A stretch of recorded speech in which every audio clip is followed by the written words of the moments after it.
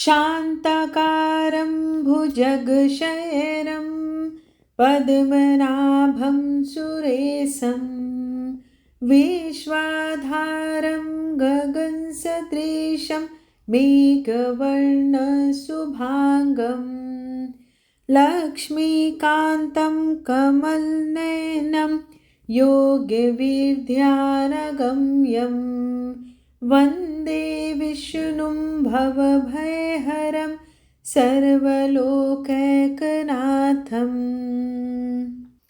हरे कृष्णा। नमस्कार दोस्तों, आप समस्त श्रोतागण का आपके YouTube चैनल जीवन अमृत पर हार्दिक अभिनंदन है। भगवान विष्णु और माता लक्ष्मी की कृपा आप और आपके परिवार पर सदैव बनी रहे।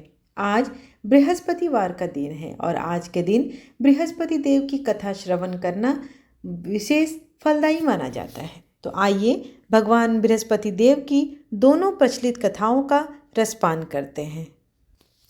एक राजा था, वह बहुत ही दानी था। वह नित्य गरीबों और ब्राह्मणों की सहायता किया करता था। यह बात उसकी रानी को अच्छी नहीं लगती थी। वह न तो गरीबों को दान देती, न ही भगवान का पूजन करती थी और राजा को भी दान देने से मना किया करती थी। एक दिन राजा शिकार खेलने वन को गए हुए थे, तो रानी महल में अकेली थी। उसी समय बृहस्पति देव साधु का वेश बदलकर राजा के महल में भिक्षा मांगने आए और रानी से भिक्षा मांगी। तब रानी ने भिक्षा देने से इनकार किया और कहा, हे साधु महाराज, मैं तो इस दान पुण्य से तंग आ गई हूँ। मेरा पति सारा धन लुटाते रहते हैं। मेरी इच्छा है कि हमारा सब धन नष्ट हो जाए, ताकि मैं फिर ना रहेगी बांस ना बजेगी बांसुरी। साधु ने कहा, देवी तुम तो बड़ी विचित्र हो। धन संतान तो सभी चाहते हैं, पुत्र और लक्ष्मी तो पापी के घर भी होने चाहिए। यदि तुम्हारे पास अधिक धन है तो भूखों को भोजन दो, प्यासों के लिए प्याव बनवाओ, मुसाफिरों के लिए धर्मशालाएं खुलवाओ। तो निर्धन अपनी कुंवारी कन्याओं का विवाह नहीं कर सकते, उनका विवाह करा दो। ऐसे और कई काम हैं जिनको करने से तुम्हारा यश लोक परलोक में फैलेगा। परंतु रानी पर साधु के उपदेश का कोई प्रभाव न पड़ा। वह बोली, महाराज आप मुझे कुछ ना समझाएं। मैं ऐसा धन नहीं चाहती जिसे मैं हर किसी को बांटती चलूं। साधु ने उत्तर दिया, यदि तुम्हारी ऐसी इच्छा है तो तथास्तु। तुम ऐसा करना कि बृहस्पतिवार को घर लीपकर पीली मिट्टी से अपना सिर धोकर स्नान करना, भट्टी चढ़ाकर कपड़े धोना। ऐसा करने से आपका सारा धन नष्ट हो जाएगा। इतना कहकर वह साधु महाराज वहां से आलोप हो गए। साधु के अनुसार कई बातों को पूरा करते हुए रानी को केवल 3 बृहस्पतिवार ही बीते थे कि उसकी समस्त धन संपत्ति नष्ट हो गई। भोजन के लिए राजा का परिवार तरसने लगा। तब एक दिन राजा ने रानी से बोला कि हे रानी, तुम यहीं रहो, मैं दूसरे देश को जाता हूँ, क्योंकि यहाँ पर सभी लोग मुझे जानते हैं, इसलिए मैं कोई छोटा कार्य नहीं कर सकता। ऐसा कहकर राजा प्रदेश चला गया।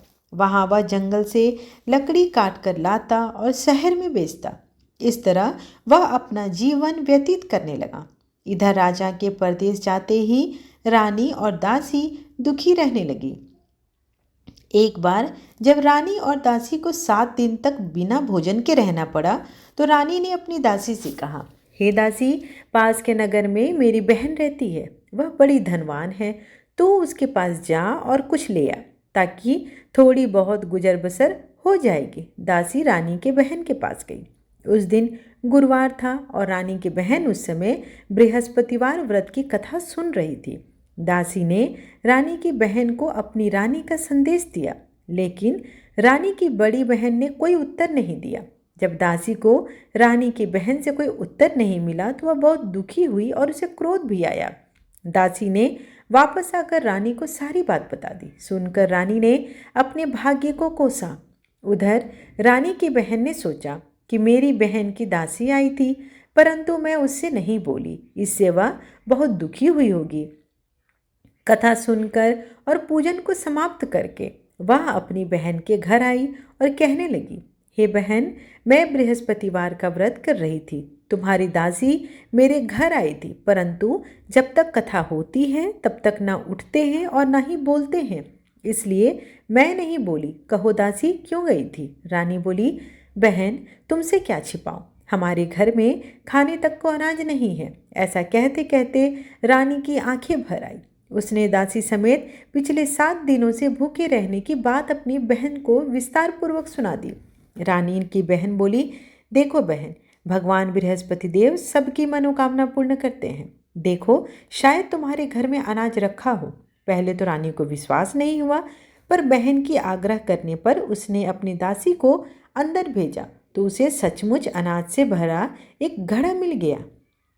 उसे देखकर दासी को बड़ी हैरानी हुई। दासी ने रानी से कहा, हे रानी, जब हमको भोजन नहीं मिलता तो हम व्रत ही तो करते हैं, इसलिए क्यों न इनसे व्रत और कथा की विधि पूछ ली जाए ताकि हम भी इस उत्तम व्रत को कर सके। तब रानी ने अपनी बहन से बृहस्पतिवार व्रत के बारे में पूछा। उसकी बहन ने बताया कि बृहस्पतिवार के व्रत में चने की दाल और मुनक्का से विष्णु भगवान का केले की जड़ में पूजन करें तथा दीपक जलाएं, व्रत कथा सुने और पीला भोजन ही करें। इससे बृहस्पति देव प्रसन्न होते हैं। और व्रत और पूजन विधि बताकर रानी अपने घर लौट आई। 7 दिन के बाद जब गुरुवार आया तो रानी और दासी ने व्रत रखा। गुड़साल में जाकर चना और गुड़ लेकर आई, फिर उससे केले की जड़ तथा विष्णु भगवान का पूजन किया। अब पीला भोजन कहाँ से लाएं? दोनों बहुत दुखी थी। चूंकि उन्होंने व्रत किया था, इसलिए बृहस्पति देव उनसे प्रसन्न थे। इसलिए वे एक साधारण व्यक्ति का रूप धारण करके 2 थालों में सुंदर पीला भोजन दासी को दे गए। भोजन पाकर दासी प्रसन्न हुई और फिर रानी के साथ मिलकर भोजन को ग्रहण किया। उसके बाद वे सभी गुरुवार को व्रत और पूजन करने लगी।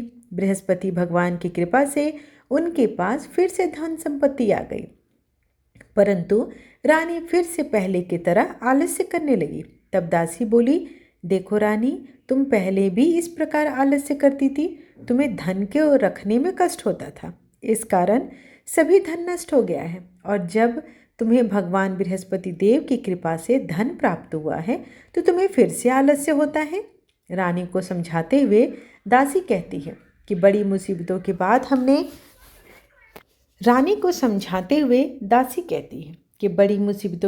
हमने यह धन पाया है, इसलिए और धन को शुभ कार्यों में खर्च करना चाहिए, जिससे तुम्हारे कुल का यश बढ़ेगा, स्वर्ग की प्राप्ति होगी और पितृलोक भी प्रसन्न होंगे। दासी की बात मानकर रानी अपना धन शुभ कार्यों में खर्च करने लगी, जिससे पूरे नगर में उसका यश फैलने लगा। एक दिन राजा दुखी होकर जंगल में एक पेड़ से नीचे आसन जमाकर बैठ गया। वह अपनी दशा को याद करके व्याकुल होने लगा। बृहस्पतिवार का दिन था। एकाएक उसने देखा कि निर्जन वन में एक साधु प्रकट हुए। वह साधु वेश में कोई और नहीं, स्वयं बृहस्पति देव ही थे।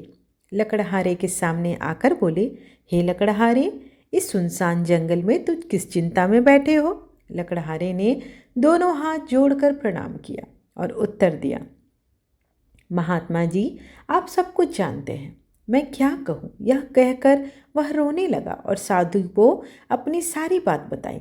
साधु ने कहा, तुम्हारी स्त्री ने बृहस्पति देव के दिन बृहस्पति भगवान का निरादर किया है, जिसके कारण रुष्ट होकर उन्होंने तुम्हारी यह दशा कर दी है। अब तुम चिंता मत करो, मेरे कहे अनुसार चलो तो तुम्हारे सारे दुख कष्ट दूर होंगे। भगवान पहले से भी अधिक संपत्ति देंगे। तुम बृहस्पति के दिन कथा किया करो।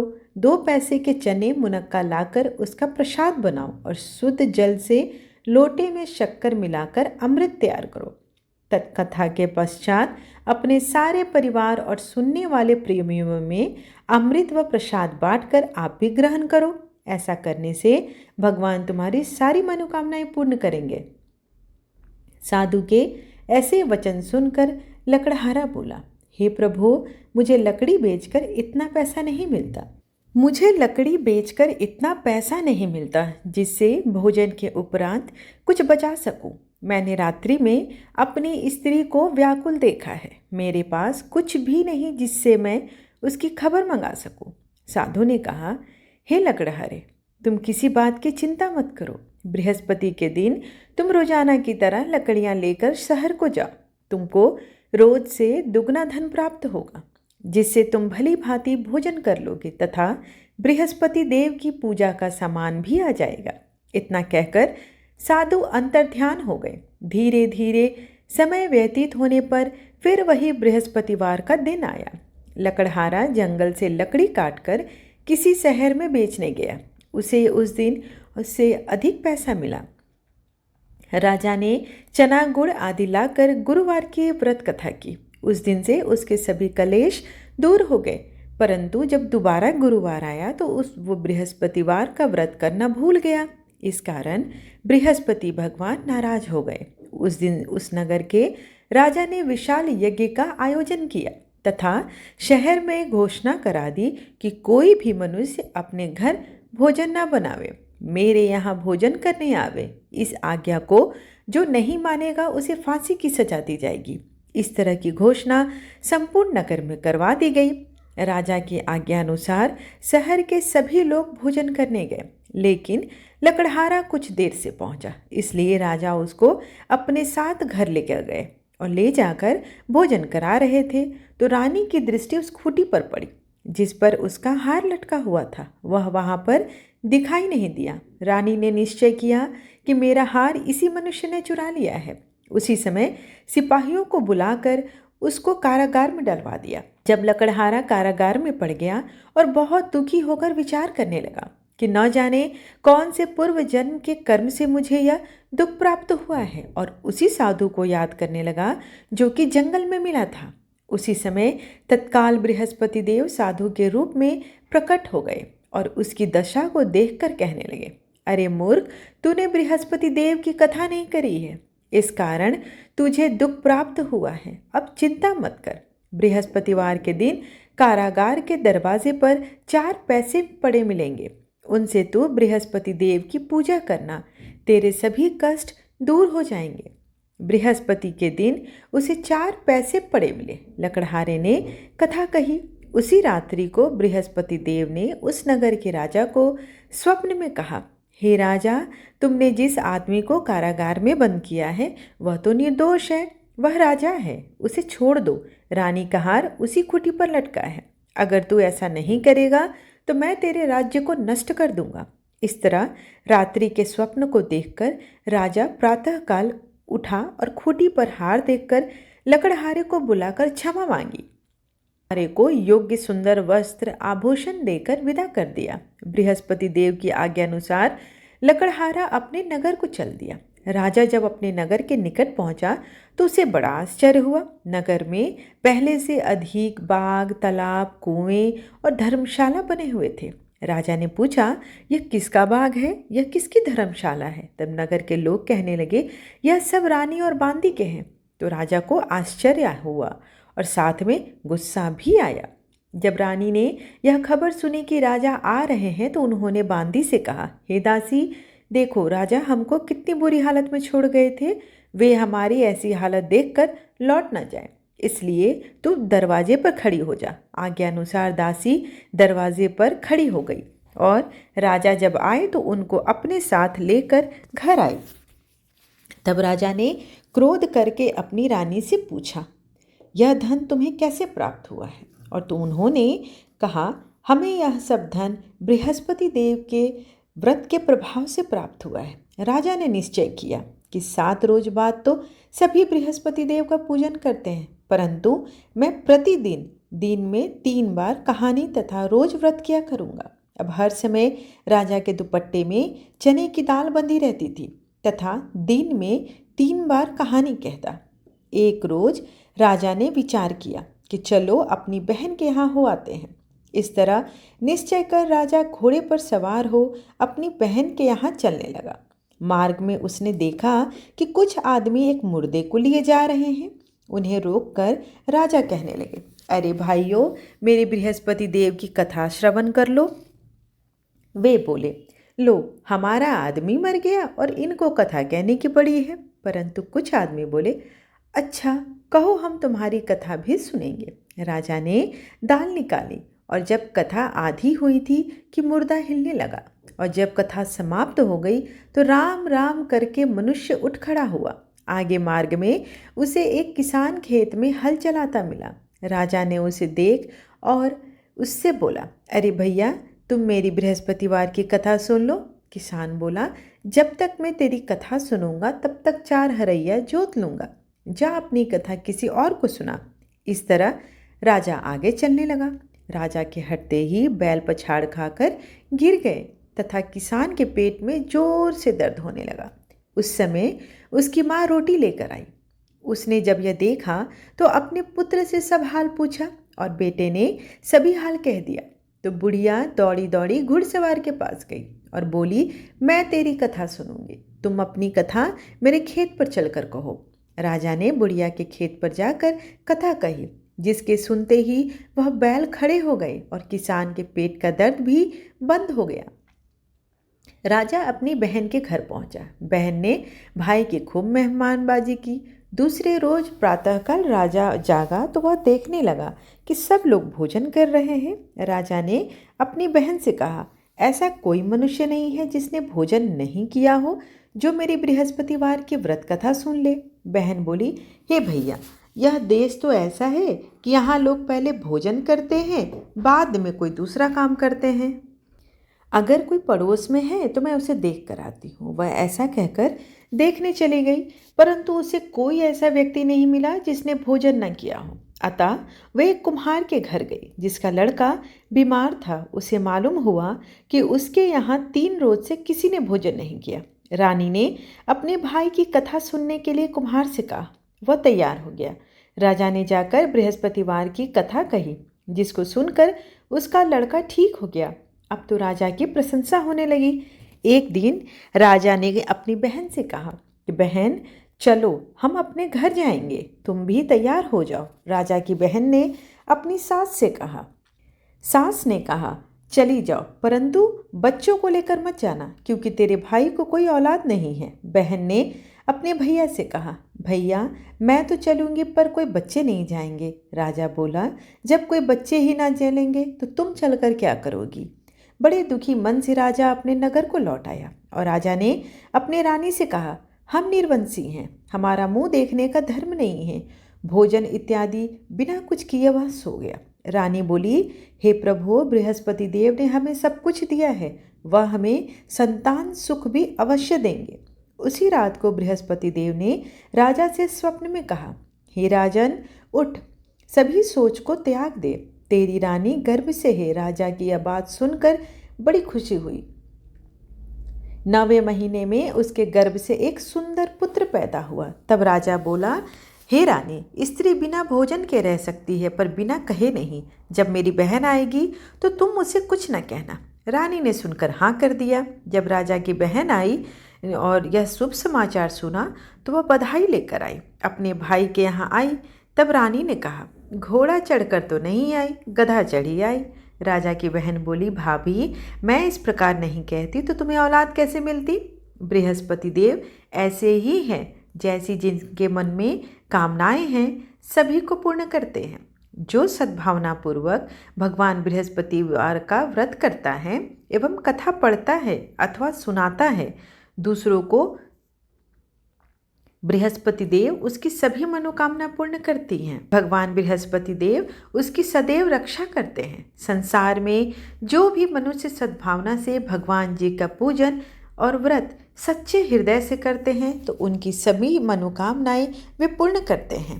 जैसी सच्ची भावना से राजा और रानी ने उनकी कथा का गुणगान किया तो उनकी समस्त इच्छाएं बृहस्पति देव जी ने पूर्ण की थी। इसलिए पूर्ण कथा सुनने के बाद प्रसाद लेकर जाना चाहिए और हृदय से उनका मनन करते हुए जयकारा बोलना चाहिए। बोलो बृहस्पति देव की जय। आइए अब बृहस्पति देव की दूसरी कथा।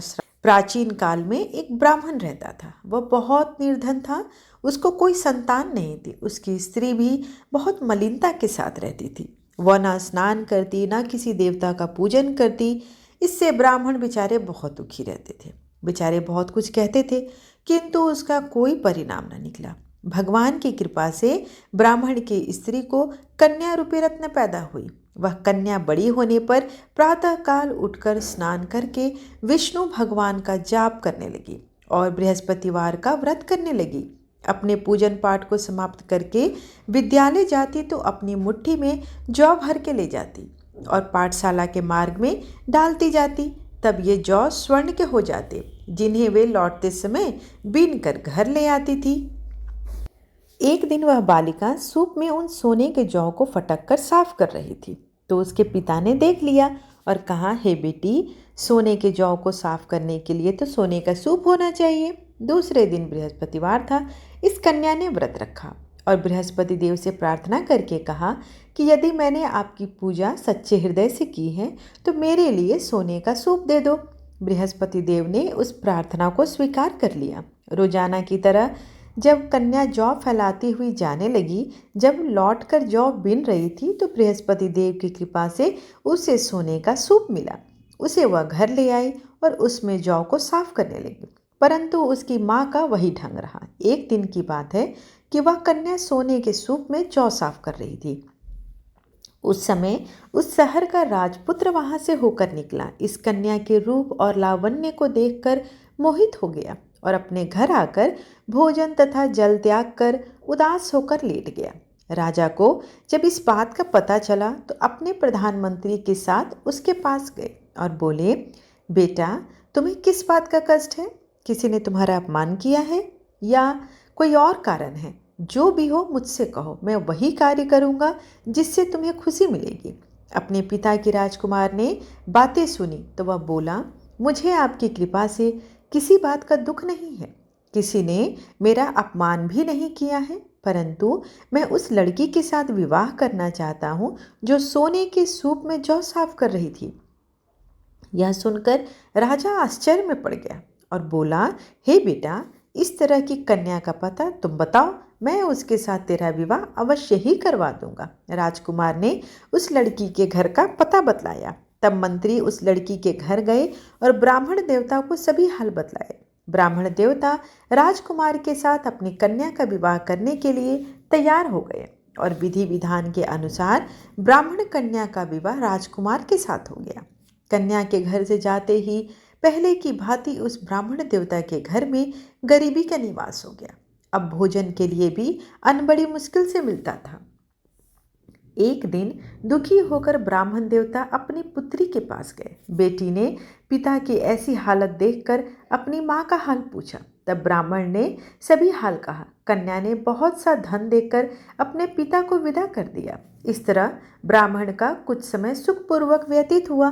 कुछ दिन बाद फिर वही हाल हो गया। ब्राह्मण फिर अपनी कन्या के यहाँ गया और सारा हाल कहा तो लड़की बोली, हे पिताजी, आप माता जी को लेते आइए, मैं उन्हें विधि बता दूंगी जिससे गरीबी दूर हो जाए। वह ब्राह्मण देवता अपनी स्त्री को साथ लेकर पहुँचे तो माँ को वो समझाने लगी, हे माँ, तुम प्रातःकाल प्रथम स्नान आदि करके विष्णु भगवान का पूजन करो तो सब दरिद्रता दूर हो जाएगी। परंतु उसकी माँ ने एक भी बात नहीं मानी और प्रातःकाल उठकर अपनी पुत्री के बच्चों की जूठन को खा लिया। इससे उसकी पुत्री को भी बहुत गुस्सा आया और रात में एक कोठरी में उन्हें बंद कर दिया।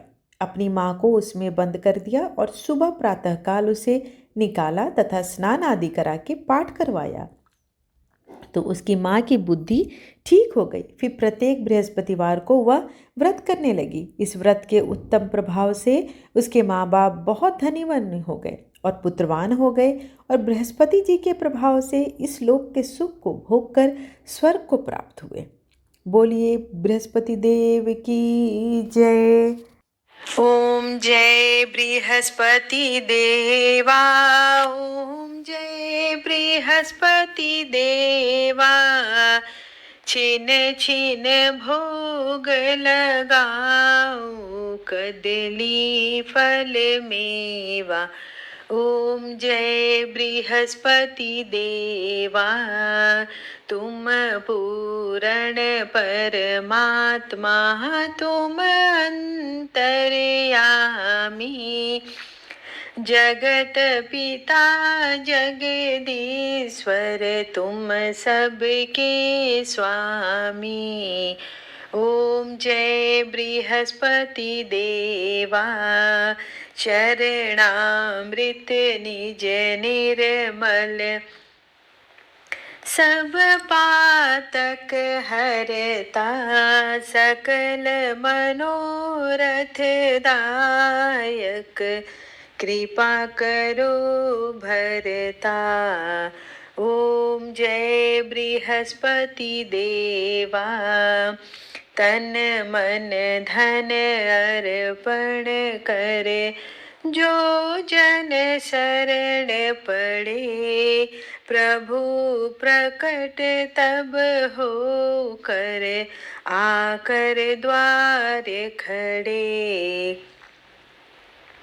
ओम जय बृहस्पति देवा दीन दयाल दयानिधि भक्तन हितकारी पाप दोष सब हरता भव बंधन हारी।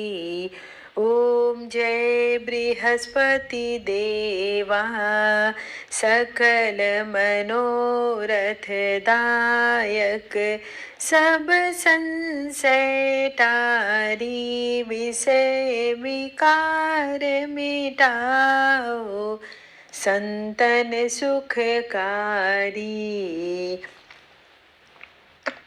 ओम जय बृहस्पति देवा जो कोई आरती तेरी प्रेम सहित गावे ज्येष्ठानंद आनंद करे निश्चय फल पावे। ओम जय बृहस्पति देवा।